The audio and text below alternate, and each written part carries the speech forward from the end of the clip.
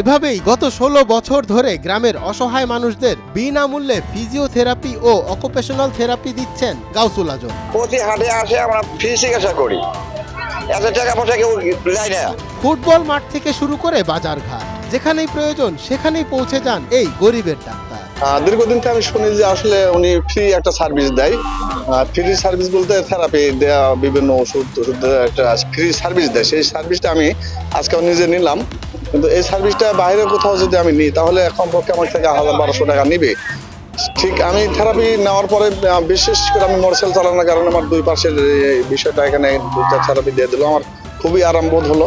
তো উনি যে মানবিক কাজগুলো করে যাচ্ছে, এই মানবিক কাজের কারণে যদি কেউ তাকে সহযোগিতার হাত বাড়ায় তাহলে উনি হয়তো আরো গরিব মানুষকে সাহায্য সহযোগিতা করতে পারবে। ফুটবল ছিল ভালোবাসা, কিন্তু সেই ফুটবলই বদলে দিল জীবনের পথ। ফুটবল খেলতে গিয়ে গুরুতর আহত হন গাউসুল আজম। চিকিৎসা করাতে করাতে শেষ হয় তার সহায় সম্বল, কিন্তু সুস্থ হতে পারেননি পুরোপুরি। তবে হেরে যাননি, নিজের কষ্টকে শক্তিতে রূপান্তর করে নেমে পড়েন মানুষের সেবায়।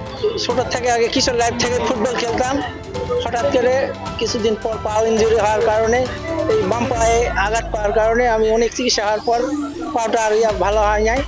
লাস্টে আসে আমি ফুটবল প্লেয়ার দিয়ে সেবা করে বেড়াই।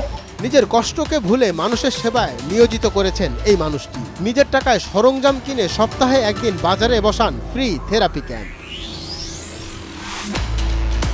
কিন্তু এই মহৎ কাজের পেছনে লুকিয়ে আছে এক বুক ব্যথা। সাপের দংশনে মারা যায় তার একমাত্র ছেলে। ছেলের মৃত্যুর ৫ বছর পর স্ত্রীও তাকে ছেড়ে চলে যান পরপারে। আমার ছেলেও মাদ্রাসায় পড়তো, সাপে কাটে মারা গেছে। আমার স্ত্রীও মারা গেছে। যাওয়ার পরে আমি আরো আগে মাছের চাষ করতাম, অনেক কুকুর ছিল। পরে আমাকে আর কিছুই ভালো না, এই কর্মে আমি পথটা বেছে নিছি।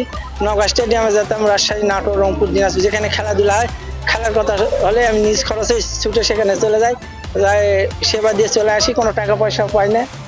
মঞ্জুর এ মাওলা, নয়া দিগন্ত।